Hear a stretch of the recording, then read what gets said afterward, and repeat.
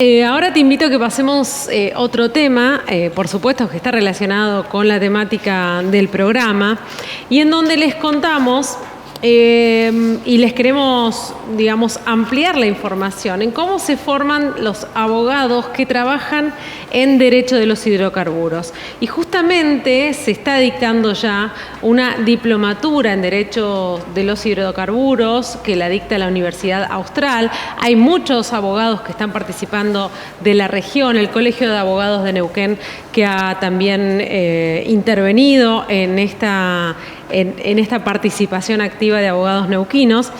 Lo cierto es que ya se está dictando esta diplomatura y queríamos entrar un poquito más en detalle para ver en qué consiste, cuáles son los alcances y otros temas.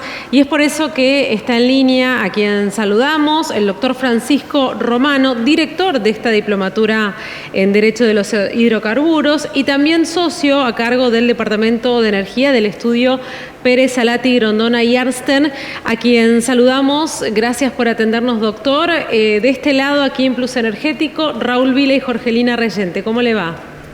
¿Cómo están? Buenas tardes. Con mucho gusto de participar en el programa. Bueno, gracias por atendernos, doctor. Nosotros contábamos que hay varios abogados que se están formando, que están siendo parte de esta diplomatura de la cual usted es director. En principio quisiéramos saber en qué consiste, cuáles son los objetivos de esta formación. Bueno, la diplomatura es una nueva diplomatura en Derecho de los Hidrocarburos que se está brindando a través de un convenio entre la Universidad Austral, Facultad de Derecho, y el Colegio Público de Abogados y Procuradores de Neuquén. Contamos con el apoyo, por supuesto, de las autoridades tanto de la universidad, con su decano en Derecho, que es el doctor Manuel García Mencilla, como con el apoyo del presidente del colegio, que es el doctor Marcelo Iñiguez, sí, y de todo el equipo que trabajan, todos los dos equipos, ¿no?, que trabajan en ambas instituciones. En el caso de Neuquén pienso en Alejandro Marco, que es coordinador y que nos ayuda mucho también. Sí. La diplomatura comenzó el día 5 de mayo, tiene 100 asistentes, es súper exitosa, tiene una representación muy diversa en sus asistentes. Tenemos personas de los 3 poderes del Estado, tanto nacional como provincial. Contamos, por ejemplo, con la asistencia de la diputada María Laura Duplessis, y también de otros legisladores, tanto de Neuquén como de Santa Cruz, también representantes en el sentido de, digamos, de Fiscalía de Estado y de organismos públicos de varias provincias, y también abogados y también contadores de distintos estudios jurídicos del país que están interesados en la temática. Inclusive tenemos personas de Bolivia y de Paraguay. Ah, bien. Así bien. que somos internacionales. Sí, bastante amplio. Y después el cuerpo de profesores es excelente. Tenemos a todos los gerentes de legales de las principales empresas del sector. Tenemos, por decir algunas, tenemos a los gerentes legales de YPF, de Pan American Energy, de Total, entre otras empresas. Son todos profesionales idóneos que tienen larga trayectoria tanto en la práctica del derecho de los hidrocarburos como en la enseñanza. Así que también ayer, por ejemplo, tuvimos al gerente legal de Pluspetrol. Son personas a las que les gusta enseñar e intercambiar ideas, así que se producen debates riquísimos en todas las clases. Los alumnos son súper preguntones. Sí. Creo que es muy bueno porque entonces se genera ese intercambio con los colegas. Y ya desde el inicio tuvimos un gran apoyo con la participación del doctor Jorge Zapag, que en la sesión inaugural dirigió unas palabras bueno, de bienvenida y a todos los asistentes, y también brindando su experiencia en todo lo que fue lo que fueron los primeros pasos en el desarrollo de Vaca Muerta y los contratos y las concesiones que se hicieron, así como acompañando la evolución de la legislación en materia de hidrocarburos. Doctor Romano, sí. Raúl Vila, buenas tardes. ¿Qué tal, Raúl? ¿Cómo está? Bien, usted justo nombró a Jorge Zapac con el tema de la nueva, o cuando él estaba como gobernador, en realidad, que hizo todo la infraestructura legal para cambiar un poco la legislación y las concesiones. ¿Cómo está Neuquén en estos momentos? Porque las empresas piden reglas claras habitualmente, y los escuchamos, pedimos reglas claras, pedimos esto, que el contrato, recién estábamos hablando del precio del proyecto del gas, y ¿cómo está desde el punto de vista jurídico con respecto a otros países, Argentina y específicamente Neuquén? La legislación se ha ido evolucionando. Digamos, tuvo un punto muy importante para destacar con la Constitución de 1994, sí, cuando en el artículo 124 se define claramente que el dominio originario de los yacimientos es de las provincias donde se encuentran. Pero recién a partir de la que llamamos ley corta en el sector, que vino unos años después, esto se puso en práctica. ¿Qué quiere decir que se pone en práctica? Bueno, que realmente ya en forma legal se le asigna la función de autoridad concedente y de autoridad de aplicación a las provincias como dueñas del recurso. Es decir, cuando yo quiero obtener una concesión o un permiso o un contrato, el dueño del recurso, que es la provincia, a través de sus organismos y de sus entidades, es la encargada de conceder y después de acompañar la vida de esa concesión a lo largo de los años, con todo lo que son permisos, control, si llega a haber un problema, bueno, hasta puede declarar la caducidad, digamos. Correcto. O sea que la administración del recurso claramente está en cabeza de la provincia. En cambio, lo que se llama técnicamente jurisdicción, en el sentido de hacer las normas, eso queda en cabeza de federal, digamos, sí, Nación. El Congreso de la Nación, a través de la ley, básicamente la ley de hidrocarburos, que continúa con algún cambio a partir de la ley 27.007, que se hizo justamente como consecuencia del desarrollo de los no convencionales, incorporando la figura de la concesión de explotación no convencional. Entonces, digamos, respondiendo a tu pregunta, yo creo que con los años se ha ido decantando, se ha ido desarrollando y digamos, esa pacífica la interpretación de que el Estado federal hace la legislación y la regulación, y el Estado provincial administra. Eso es, digamos, en síntesis. Yo creo que la legislación que existe es una buena legislación. El tema de convencional y no convencional está claramente descrito y regulado en la ley de hidrocarburos y en las normas que se dictaron a su amparo.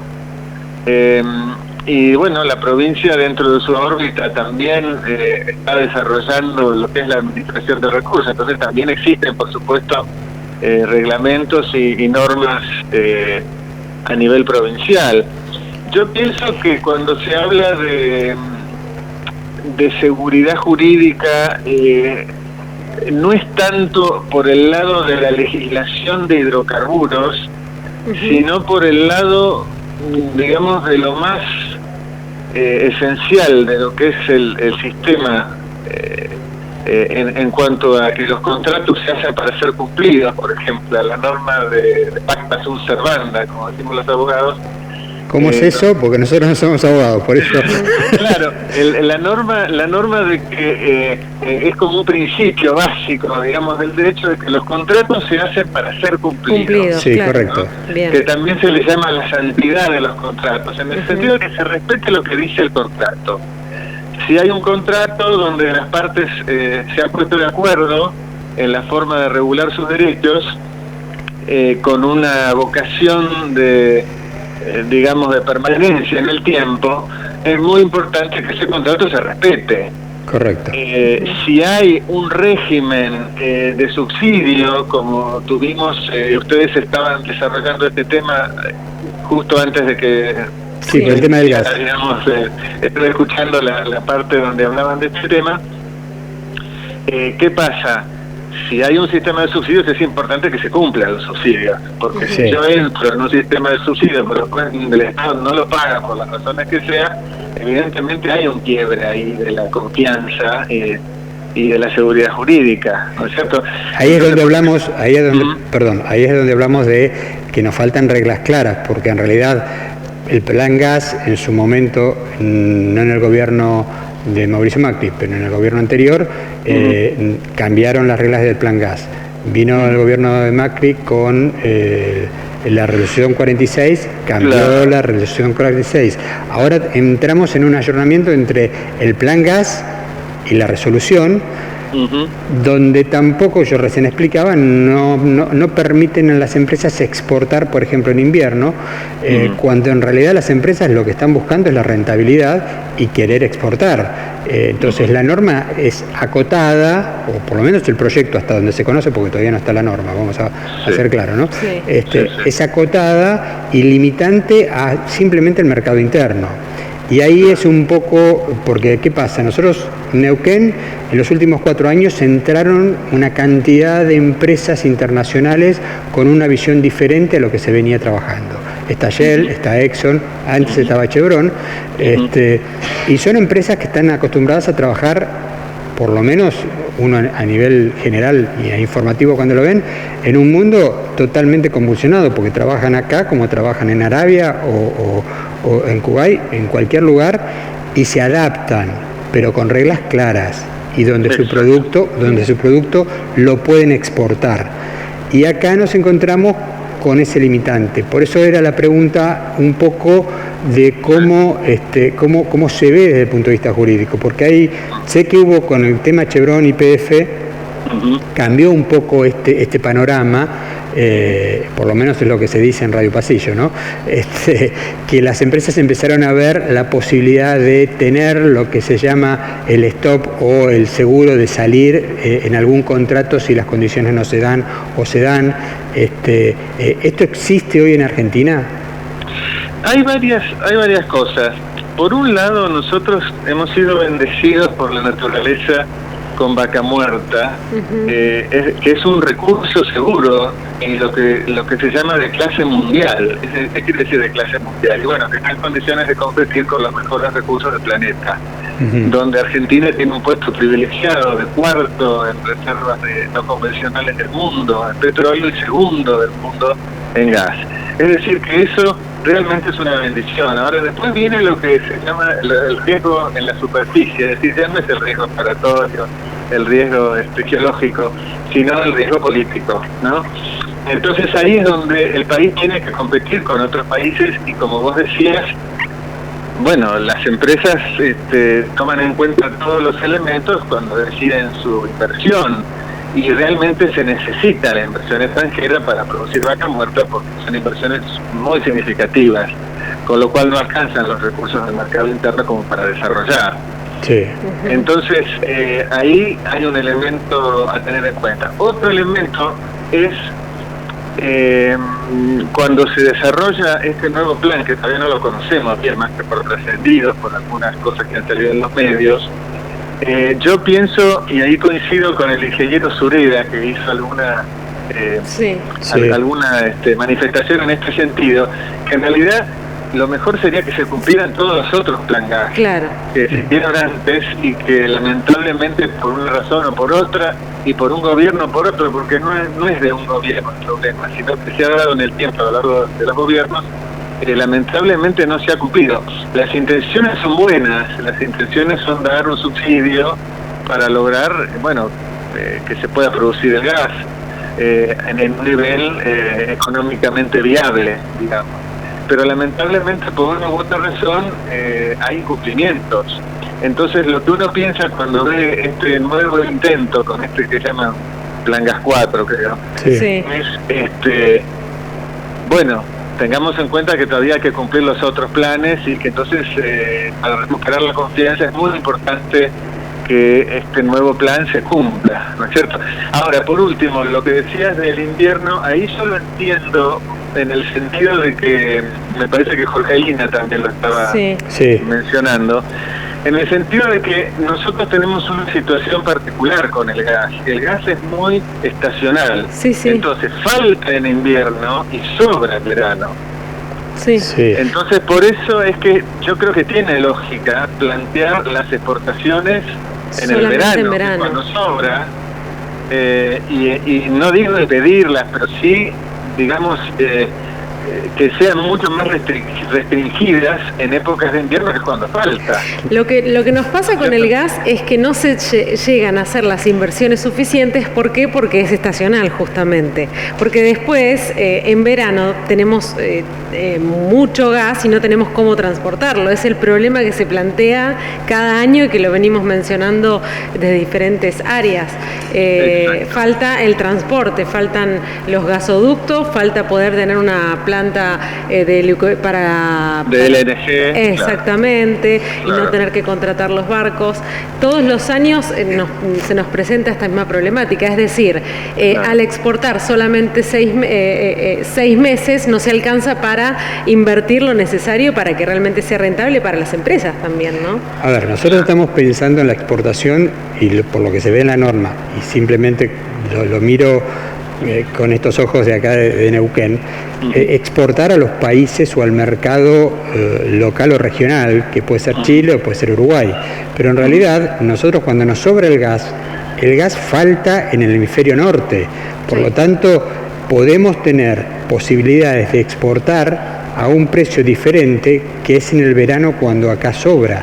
Y esto, también es una bendición si en realidad lo que tenemos es las inversiones y las condiciones para invertir y poder competir en el hemisferio norte con el gas que nos sobra en el verano a nosotros acá. Este es el tema. Ahí la llave para eso es el gas natural licuado. Exacto. Que ahí es donde se necesita entonces, desarrollar esa infraestructura y después viene toda la discusión si conviene hacerlo del lado del Atlántico o del Pacífico. Bueno, y el derecho entonces, ¿cómo se ajusta a todas estas realidades que son también de otro palo, podemos decir, entre comillas? Bueno, el derecho tiene que ir facilitando y siguiendo estas realidades. Yo creo que, y en eso también voy a coincidir con Jorge Zapac, que es muy importante el tema de lo que llamamos el federalismo de concertación. Es decir, que tanto el Estado Nacional con los Estados provinciales tengan acuerdos y políticas de Estado de largo plazo como para llevar adelante todas estas cosas.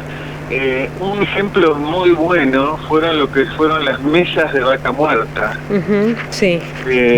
Yo creo que ese es el ejemplo a seguir, es decir, eran mesas que se desarrollaban con la presencia de las autoridades nacionales, provinciales, empresas, sindicatos, contratistas, empresas regionales, pymes.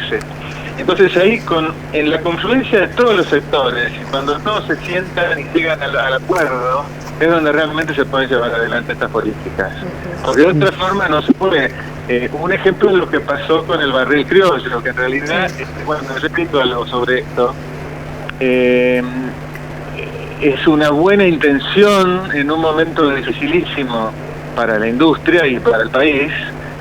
Lo que pasa es que, claro, al sacarlo por decreto sin acuerdo previo, ¿qué es lo que ocurre? Y bueno, que el acuerdo tiene que venir después. Porque fíjense que en la práctica lo que está ocurriendo es que no voy a entrar en esa discusión, pero al no haber demanda, les digo que las refinadoras dicen que no alcanza el precio en el surtidor para pagar $45 el barril. Entonces, esto, puede ser discutible, pero parece que no vale la pena entrar ahora, pero lo que yo veo es, como no se alcanzó el acuerdo antes del decreto y salió por decreto, y bueno, entonces ahora va a tener que haber algún tipo de acuerdo, porque ¿cómo hacemos? Si tenemos la obligación por decreto de poner un precio para $25 de referencia para el petróleo crudo tipo medanito, y resulta que los compradores no están pagando ese precio, y evidentemente hay una distorsión, ¿no es cierto? Claro. Sí, bueno, eso es... Las regalías que según el decreto se deben pagar sobre el precio... Sobre esos 45. Sobre los 45.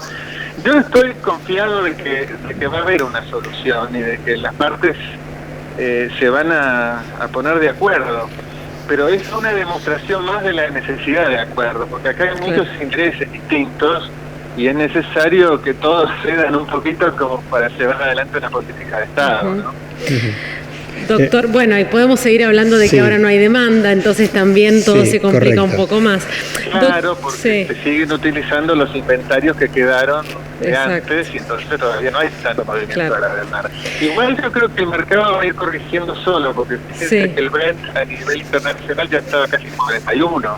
Ya había vuelto a subir un poquito.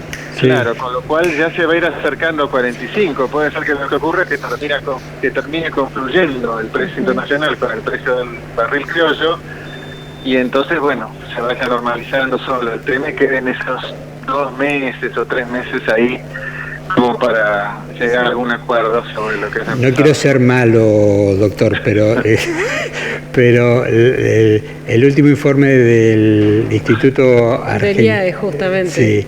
Y a su vez de ¿cómo se llama?